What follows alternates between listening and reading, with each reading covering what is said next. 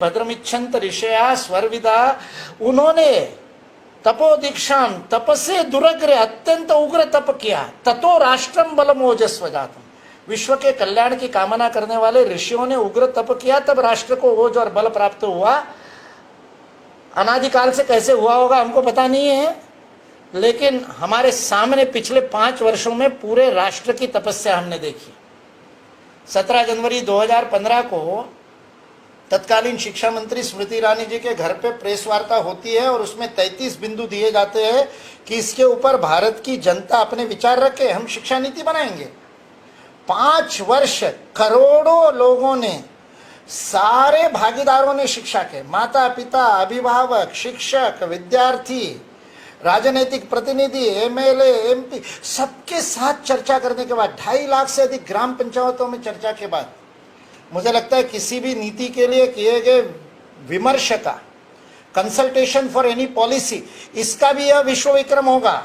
दुनिया के 120 देशों में जितनी जनसंख्या वास करती है उससे अधिक लोगों ने शिक्षा नीति को बनाने के लिए सुझाव दिए। ये इस शिक्षा नीति की सर्वसमावेशकता, इस शिक्षा नीति की व्यापकता का उदाहरण है। और इसीलिए शिक्षा नीति को घोषित हुए लगभग माह होने आया है। कल 1 महीना पूरा होगा। 29 जुलाई को शिक्षा नीति घोषित हुई, आज 28 अगस्त को हम एकत्रित है। 30 दिन बाद भी पूरे देश के किसी भी पक्ष से, किसी भी विभाग से, किसी भी क्षेत्र से, किसी भी व्यवसाय से कोई सार्थक विरोध शिक्षा नीति का नहीं हुआ। राजनीतिक और विचारधारा के कारणों से नकार खाने में तूती बजानी पड़ती है लोगों को, तो ऐसी कुछ बातें लोगों ने की, लेकिन वो भी प्रश्न कैसे थे, इतनी आदर्श बना दी, अब इसको इम्प्लीमेंट कैसे करोगे? इसका मतलब आपको स्वीकार तो है कि ठीक बनी है, अब इम्प्लीमेंट भी कर लेंगे। जो लोग 370 की धारा हटा सकते हैं, जो लोग राम मंदिर बना सकते हैं, जो शिक्षा नीति तो इम्प्लीमेंट कर ही लेंगे। मातृभाषा में शिक्षा कैसे दे दोगे? आज इस देश में 200 वर्षों से आपने अंग्रेजी थोपने के लिए सारा सरकारी तंत्र लगा दिया, व्यापार लगा दिया, पैसा लगा दिया, बाजार लगा दिया। उसके बाद भी 2011 की जनगणना में केवल 12% लोगों ने लिखा कि हमको अंग्रेजी आती है।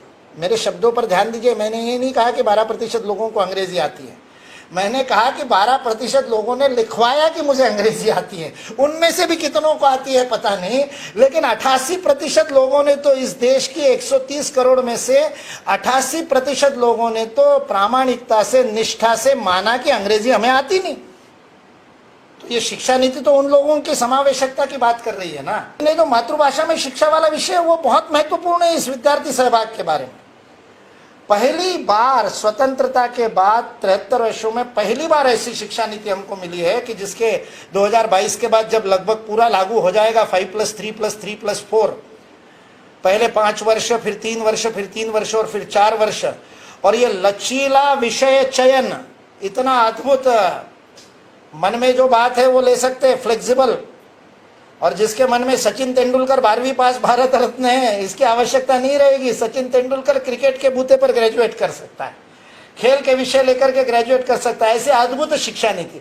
और इसकी एक और विशेषता, इसको यदि ढंग से लागू किया जाए, कुछ राज्य सरकारें गड़बड़ करेगी जैसा कि होता है, लेकिन राजनीतिक इच्छा शक्ति से यदि अधिकतर राज्यों में इसको सही ढंग से भाषा नीति को लागू किया जाए तो पहली बार ऐसी शिक्षा व्यवस्था बन सकती है जिसमें कोई बालक यदि चाहे तो पहली से लेकर पूरा स्नातक और स्नातकोत्तर शिक्षा तक बिना अंग्रेजी को स्पर्श किए शिक्षा ग्रहण कर सकता है।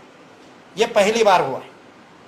नहीं तो 10वीं में ज्यादातर जो अनुत्तीर्ण होने वाले, नापास होने वाले, फेल होने वाले बच्चे हैं, वो या तो गणित में फेल होते हैं या अंग्रेजी में फेल होते हैं। क्यों हो रहा है ये? क्योंकि हमने गणित में भी, गणित की दिक्कत नहीं है, गणित तो भारतीयों को, मंजुल भार्गव को, वहां के अमेरिका के लोग कहते कि तुम्हारे तो रगों में गणित है।